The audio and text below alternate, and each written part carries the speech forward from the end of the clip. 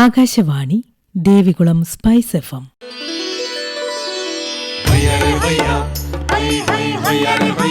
കിസാൻ വാണി.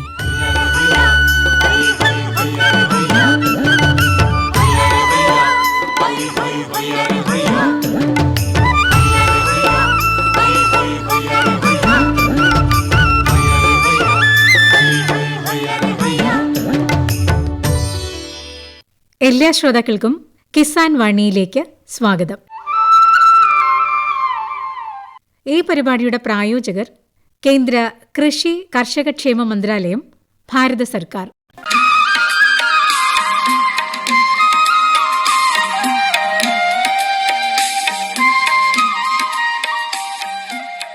പ്രിയ ശ്രോതാക്കളെ, ഇന്നത്തെ കിസാൻ വാണിയിലേക്ക് സ്വാഗതം.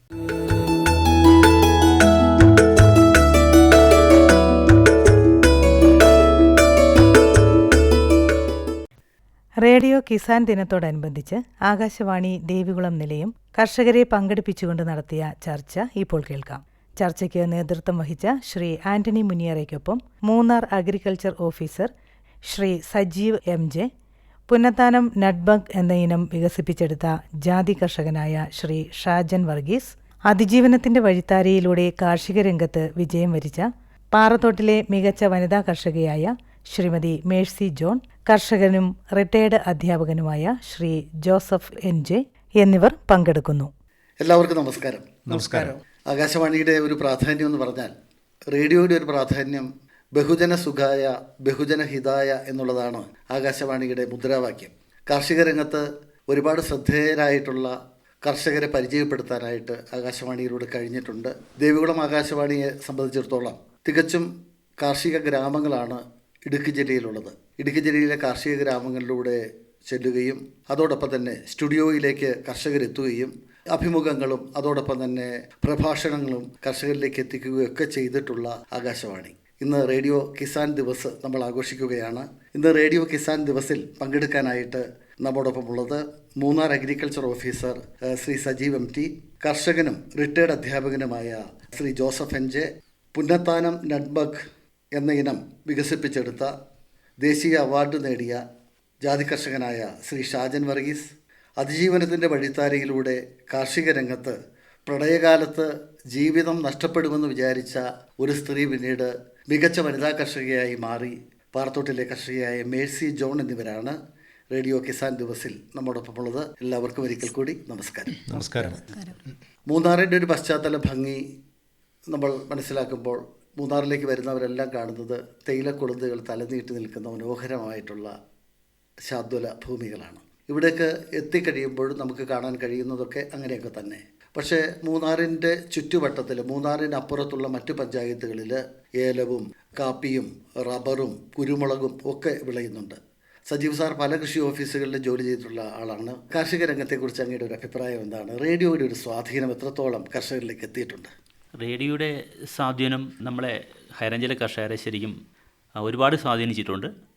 എൻ്റെ ചെറുപ്പം മുതൽ ഞാൻ എൻ്റെ വീട്ടിൽ റേഡിയോ ഉപയോഗിക്കുന്ന ആളാണ്. എൻ്റെ അച്ഛനായിട്ട് തന്നെ ഉപയോഗിക്കുന്ന ആളാണ്. എൻ്റെ അച്ഛനൊരു കൃഷിക്കാരനാണ്.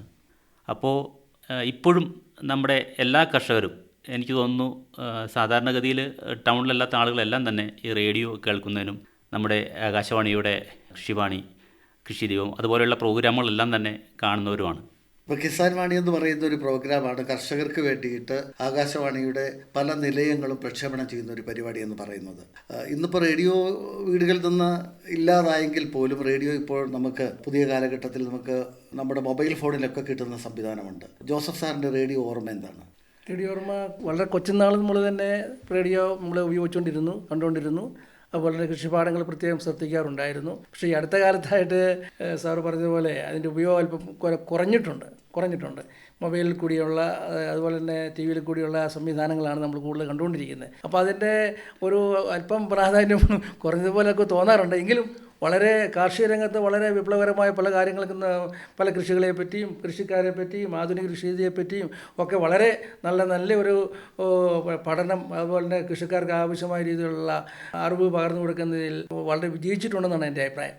ശ്രീ ഷാജൻ വർഗീസ്, പുന്നത്താനം എന്ന സവിശേഷ ഇനം ജാതി വികസിപ്പിച്ചെടുത്തതാണ് അങ്ങയുടെ പിതാവ്. അങ്ങ് നന്നായിട്ട് തന്നെ കൃഷി മുന്നോട്ട് കൊണ്ടുപോകുന്നു. നിരവധി അവാർഡുകളൊക്കെ ലഭിച്ചിട്ടുണ്ട്. യുവ കർഷകനുള്ള അവാർഡുമൊക്കെ ലഭിച്ചിട്ടുണ്ട്. ഷൈൻ വർഗീസിന് റേഡിയോയുമായിട്ടുള്ള ഒരു ബന്ധം എന്താണ്? റേഡിയോയുമായിട്ട് എനിക്ക് വളരെ ചെറുപ്പം മുതൽ തന്നെ നല്ലൊരു ബന്ധമാണുള്ളത്.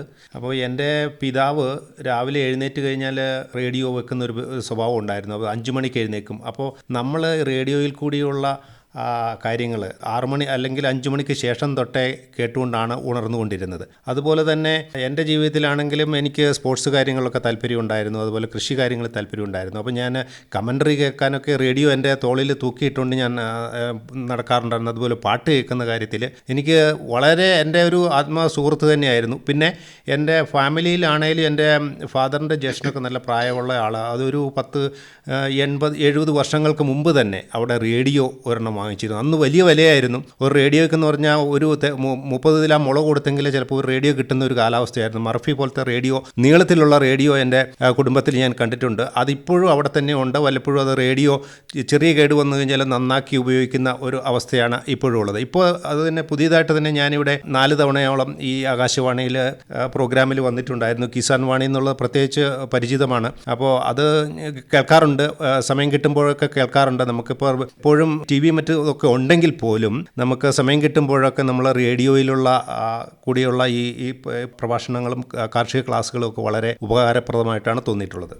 ശ്രീമതി മേഴ്സി ജോൺ, അതിജീവനത്തിൻ്റെ വഴിത്താരയിൽ വിജയിച്ച ഒരു കർഷക എന്ന് പറയാം. പ്രളയ കാലഘട്ടത്തിൽ കഴുത്തിന് താഴേക്ക് മണ്ണ് മൂടിപ്പോയ ഒരു സ്ത്രീ പിന്നീട് ഒരിക്കലും രക്ഷപ്പെടുമെന്ന് വിചാരിച്ചിരുന്നില്ല. ശാരീരികമായിട്ട് ഒട്ടേറെ അസ്വസ്ഥതകളുണ്ടെങ്കിലും കൊന്നത്തടി പഞ്ചായത്തിലെ മാത്രമല്ല കേരളത്തിലെ തന്നെ ശ്രദ്ധേയമായിട്ടുള്ള ഒരു വനിതയായിട്ട് ശ്രീമതി മേഴ്സി ജോൺ മാറി.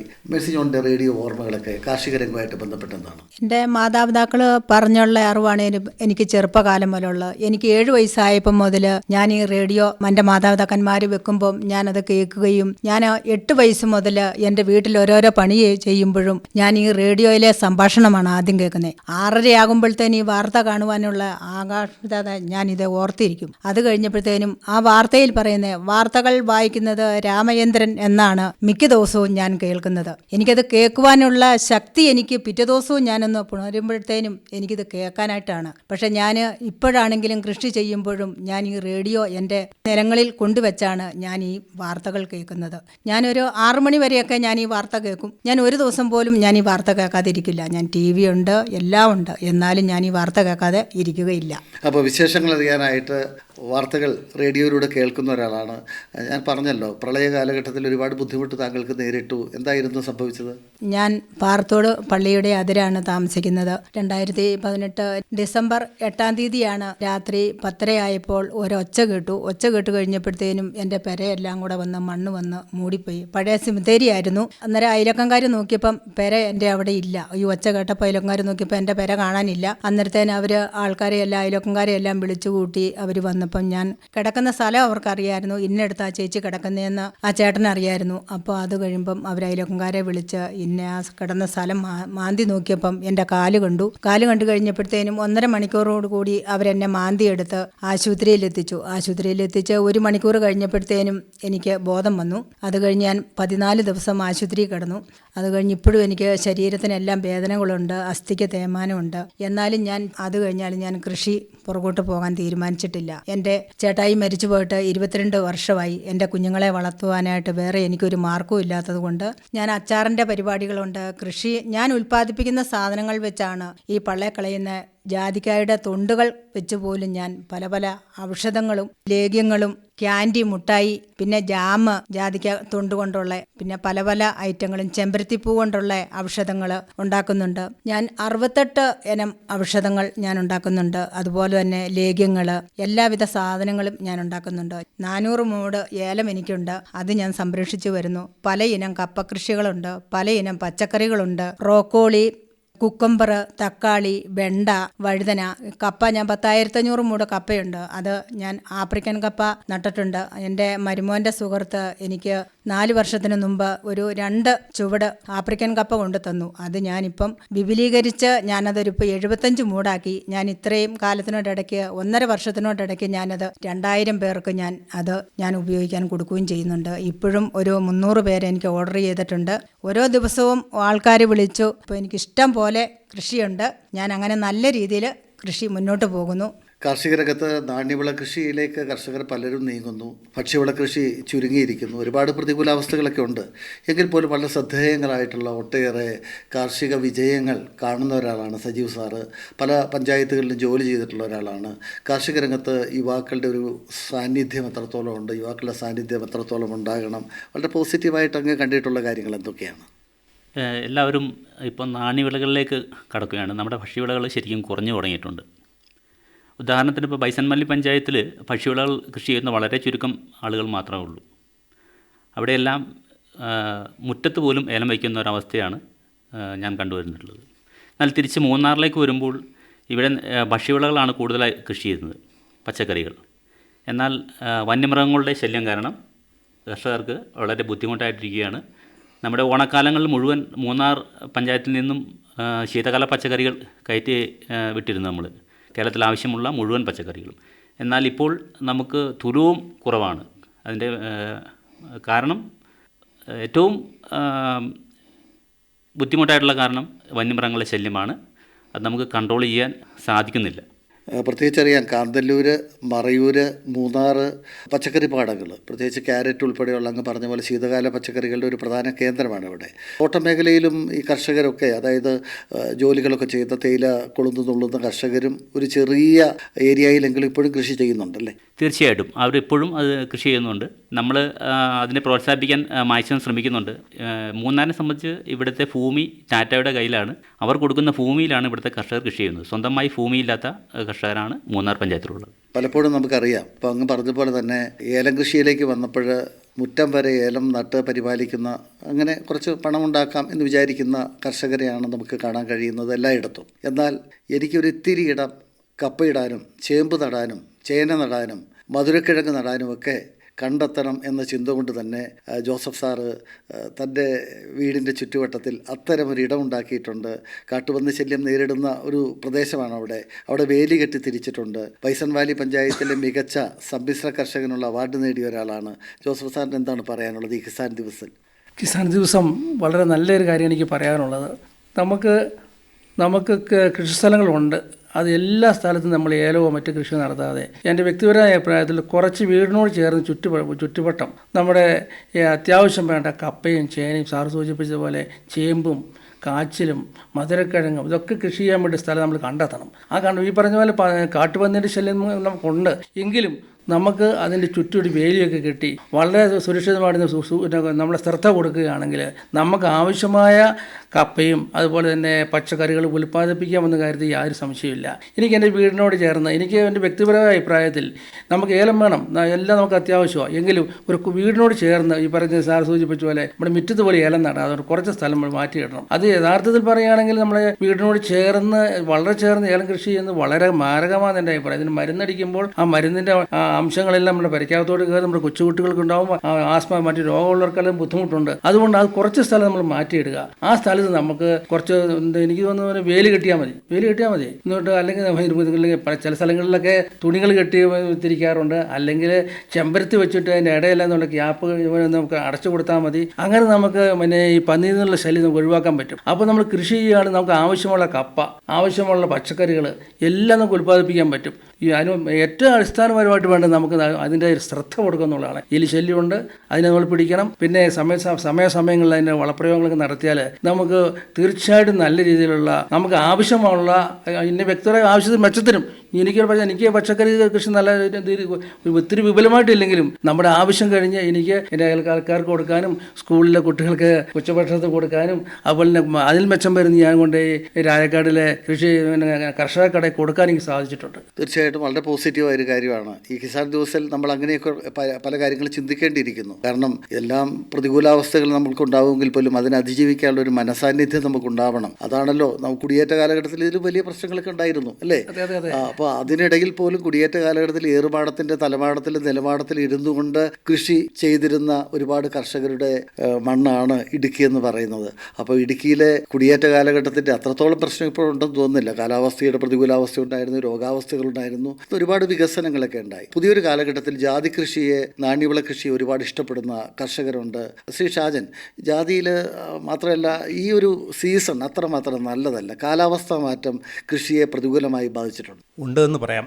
അതായത് കഴിഞ്ഞ ഒരു 3-4 വർഷങ്ങളായി കാലാവസ്ഥയിൽ വ്യതിയാനമുണ്ട്. അപ്പോൾ അതിൻ്റെ പേരിലാണെന്ന് തോന്നുന്നു. ഇപ്പോൾ ജാതിയിലുള്ള പൂ പിടിക്കുന്നുണ്ട്, പക്ഷേ അത് കായായിട്ട് മാറുന്നില്ലാത്തൊരവസ്ഥ വരുന്നുണ്ട്. പ്രത്യേകിച്ച് ഈ വർഷമാണ് അത് ഏറ്റവും കൂടുതൽ കാണുന്നത്. അതിന് ഞങ്ങൾ ശ്രദ്ധയിൽപ്പെട്ടത് കണ്ടിന്യൂസ് ആയിട്ടുള്ള മഴയുണ്ടായിരുന്നു. അതായത് എക്സ്റ്റെൻഡഡ് റെയിൻ ആയിരുന്നു. അതായത് ജനുവരി ആദ്യം വരെ നമുക്ക് മഴ കൂടുതൽ കിട്ടി. അപ്പം ഈ മഴ വെള്ളം ഇങ്ങനെ പൂക്കളിലും എല്ലാം ഇങ്ങനെ ഒലിച്ച് ഇറങ്ങുന്നതുകൊണ്ടാവാം എന്തെങ്കിലും ആ പോളിനേഷൻ കറക്റ്റായിട്ട് നടക്കുന്നില്ല എന്നുള്ളതാണ് ഞങ്ങളുടെ ഒരു സംശയം.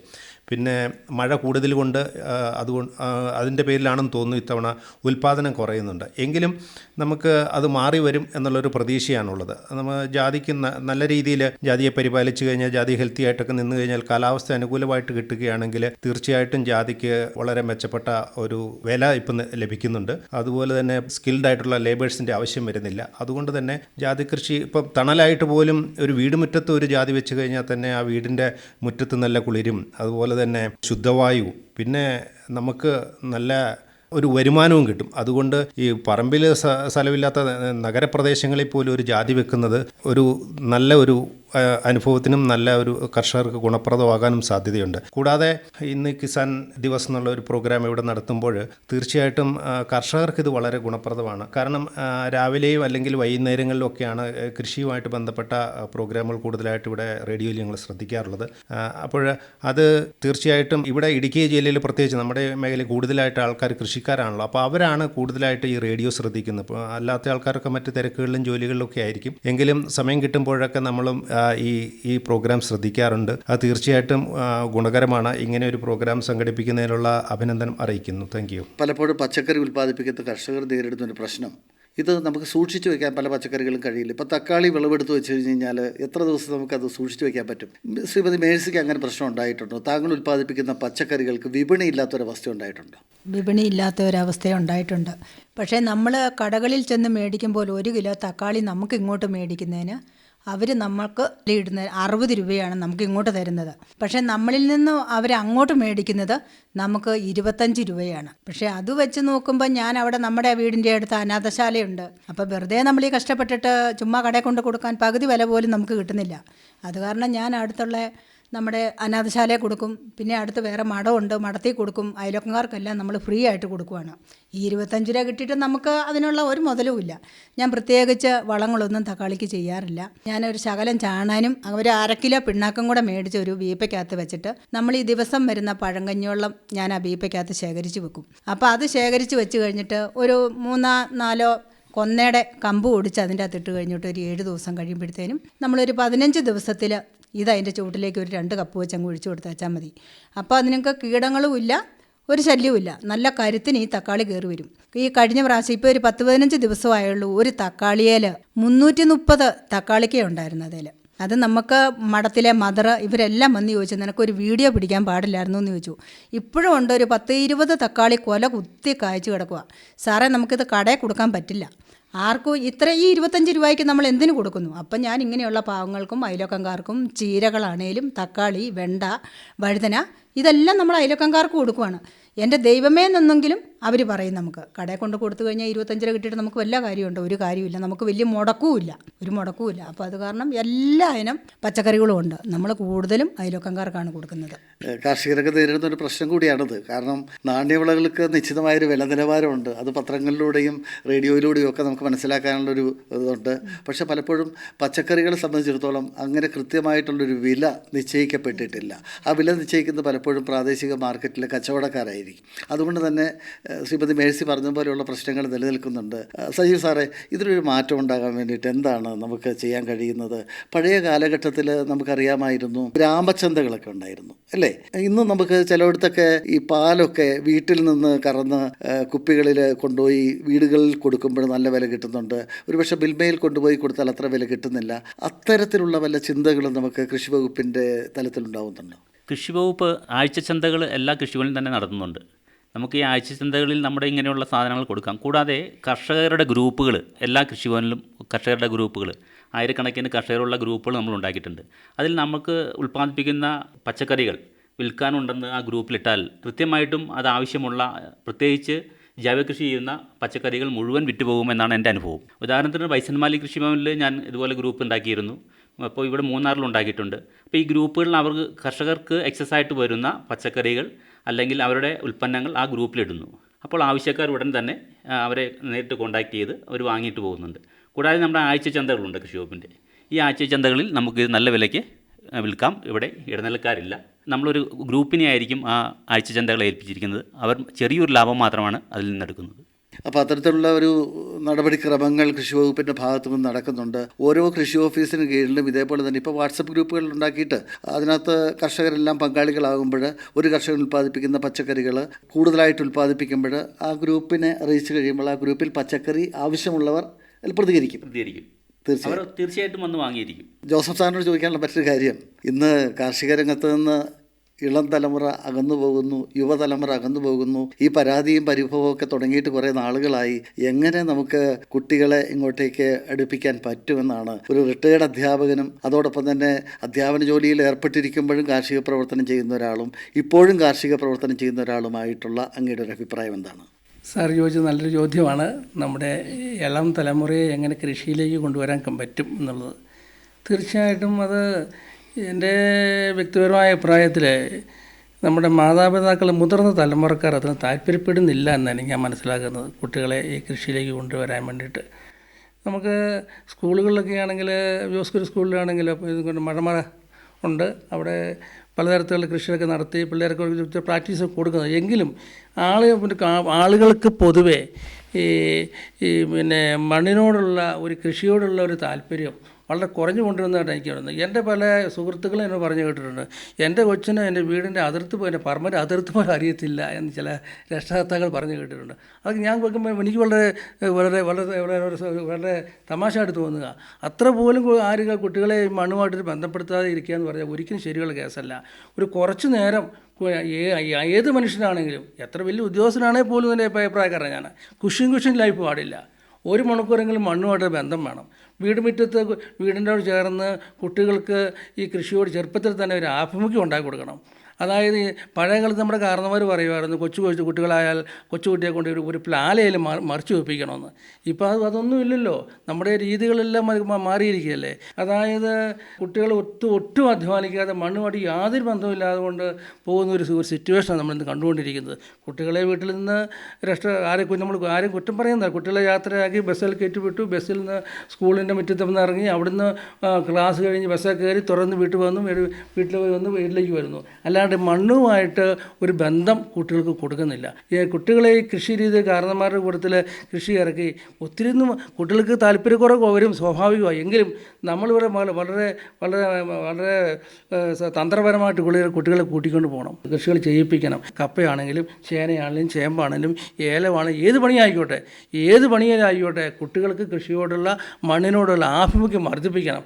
എൻ്റെ വ്യക്തിപരമായ അഭിപ്രായത്തിൽ എനിക്ക് എൻ്റെ മനസ്സിനെ സ്പർശിച്ചൊരു കാര്യമുണ്ട്. കാരണം നമ്മൾ സാറോട് സൂചിപ്പിച്ച പോലെ നമ്മളെല്ലാം പരമ്പരാഗതമായിട്ട് നമ്മൾ കൃഷിക്കാരാണ്. കൃഷി മണ്ണുമായിട്ട് വന്ന് ആദ്യകാലത്ത് 10 ഗ്രോ മോർ ഫുഡ് ഫണ്ട് സ്കീമിൽ നമ്മൾ നാട്ടിൻപുറങ്ങൾ ഇവിടെ വന്നു. വളരെയധികം നമ്മുടെ കാരണന്മാർ കഷ്ടപ്പെട്ടതിൻ്റെ 4 നമ്മൾ കഷ്ടപ്പെടുന്നില്ല. ഇപ്പോഴത്തെ തലമുറ കൂടുതലും പറഞ്ഞുകൊണ്ടിരിക്കുന്ന ഒരു വാക്കുണ്ട്. ആ വാക്ക് വളരെ ഹൃദയഭേദകമാണ്. ഞാൻ കഷ്ടപ്പെട്ടിട്ടും എൻ്റെ കുട്ടികൾ കഷ്ടപ്പെടരുത് എന്നൊരു വാക്ക് വളരെ രക്ഷകർത്താക്കൾ ഞാൻ പറഞ്ഞു കേട്ടിട്ടുണ്ട്. കുട്ടികളെക്കുറിച്ച് കഷ്ടപ്പെടണം. നമ്മൾ വന്ന വഴി കുട്ടികൾ അറിഞ്ഞിരിക്കണം. ആ കഷ്ടപ്പാടിൻ്റെ വഴികൾ കുട്ടി അറിഞ്ഞിരിക്കണം. എങ്കിലേ ആ കുട്ടികളുടെ ജീവിതത്തെ അതേപ്പറ്റി അവർക്കത് ചിന്തിക്കാൻ പറ്റുന്നുള്ളൂ. അപ്പോൾ ഞാൻ പറഞ്ഞു വന്നത്, ഞാൻ MAക്ക് തിരുവനന്തപുരം മാർഗാനിസ് കോളേജ് പഠിച്ചുകൊണ്ടിരിക്കുമ്പോൾ ഞാൻ അവിടെ കോളേജിലേക്ക് അവിടുത്തെ പിതാവാണ് വന്നത്. പിതാവ് വന്നപ്പോൾ അവിടെ ആ സ്കൂളിന് ഉദ്ഘാടനത്തിന് മുമ്പായിട്ട് അദ്ദേഹം ആ കോളേജിൻ്റെ കോമ്പൗണ്ടിൽ ഒരു മാവന്തൈ നടാൻ വേണ്ടി ഉണ്ടായിരുന്നു. അദ്ദേഹമൊക്കെ ആ കാറിൽ ഇറങ്ങി വന്നു. ആ ഉടുപ്പൊക്കെ മാറ്റി വെച്ചിട്ട് ആ പൊടിമണ്ണോട്ട് ഇരുന്നേച്ചിട്ട് ആ മാന്തൈ അങ്ങോട്ട് നട്ട് മണ്ണുമിട്ട് കൊടുത്ത വെള്ളം ഒഴിച്ച്. അപ്പോൾ എനിക്ക് അതിശയം വന്നു പോയി. ഇത്ര വലിയ പിതാവ് മേത്തെല്ലാം മണ്ണുമെല്ലാം പൊടിയെല്ലാം പറ്റിയല്ലേ. എങ്കിലും എന്നിട്ട് അദ്ദേഹം പ്രസംഗം പറഞ്ഞപ്പോൾ അദ്ദേഹം പറഞ്ഞൊരു കാര്യം എൻ്റെ മനസ്സിലിപ്പോഴും കിടക്കുന്നത്, കുഷ്യൻ ലൈഫ് പാടില്ല.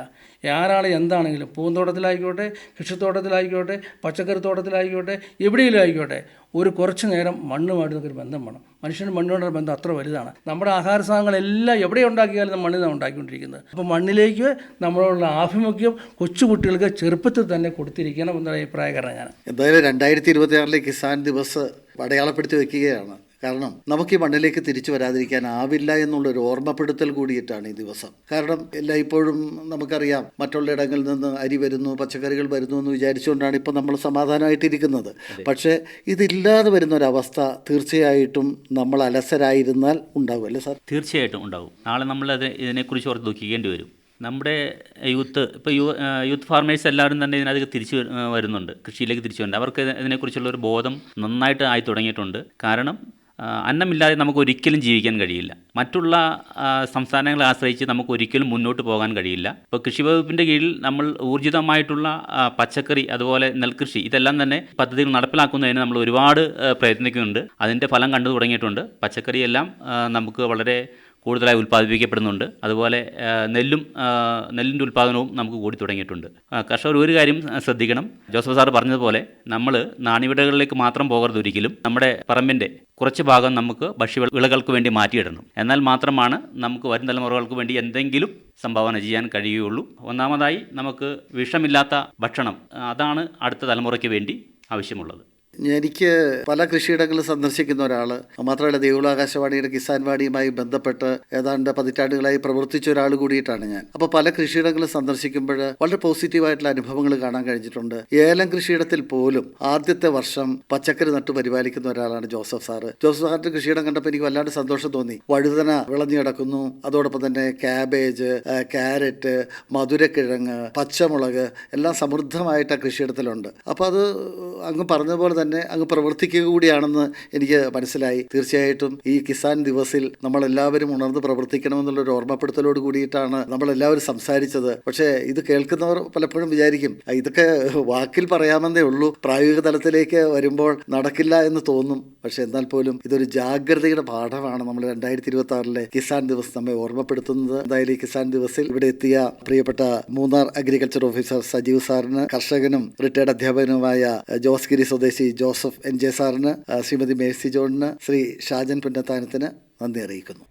റേഡിയോ കിസാൻ ദിനത്തോടനുബന്ധിച്ച് ആകാശവാണി ദേവികുളം നിലയം കർഷകരെ പങ്കെടുപ്പിച്ചുകൊണ്ട് നടത്തിയ ചർച്ചയാണ് ശ്രോതാക്കൾ ഇതുവരെ കേട്ടത്. ചർച്ചയ്ക്ക് നേതൃത്വം നൽകിയ ശ്രീ ആന്റണി മുനിയറയ്ക്കൊപ്പം Munnar agriculture officer Shri Sajeev MJ, Punnathanam nutmeg എന്ന ഇനം വികസിപ്പിച്ചെടുത്ത ജാതി കർഷകനായ ശ്രീ ഷാജൻ വർഗീസ്, അതിജീവനത്തിന്റെ വഴിത്താരയിലൂടെ കാർഷിക രംഗത്ത് വിജയം വരിച്ച പാറത്തോട്ടിലെ മികച്ച വനിതാ കർഷകയായ ശ്രീമതി മേഴ്സി ജോൺ, കർഷകനും റിട്ടയർഡ് അധ്യാപകനുമായ ശ്രീ ജോസഫ് NJ എന്നിവരും പങ്കെടുത്തു. सूखा हो या बेमौसम की बरखा हो, कीड़ा लगे खेत में या दुविधा हो, बहुत ही कम प्रीमियम पे पूरी हो भरपाई, फसल बीमित रहे कटाई के बाद भी भाई। हाँ, ऋणी या अऋणी अब हर किसान लाभ उठाए, एक मौसम एक दर है, सब किसान बीमा कराए, प्रधानमंत्री फसल बीमा योजना से हर किसान मुस्काए। कृषि और किसान कल्याण मंत्रालय द्वारा किसान हित में जारी.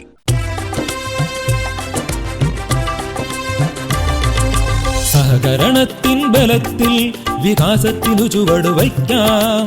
ജനപങ്കാളിത്തകരുത്തുമായി മുന്നോട്ടെന്നും നീങ്ങുക നാം. ജനകോടിയിൽ ഈ വിപ്ലവം ഉണർത്തിയല്ലോ വിശ്വാസം. നാം ഒത്തുചേർന്ന വികാസത്തിനെ പതാക പറത്തിടാം. സഹകരണം നമ്മുടെ വികാസത്തിൻ പ്രതീകം. പുതുയുഗത്തിൽ സഹകരണം കാണിന്റെ തൻ പ്രതാപം. കൃഷി മന്ത്രാലയം, ഭാരത സർക്കാരിൽ നിന്ന് ജനതാൽപര്യാർത്ഥം. ഈ പരിപാടിയുടെ പ്രായോജകർ കേന്ദ്ര കൃഷി കർഷകക്ഷേമ മന്ത്രാലയം, ഭാരത സർക്കാർ. എല്ലാ കിസാൻ വാണി ശ്രോതാക്കൾക്കും കൂപ്പുകൈ.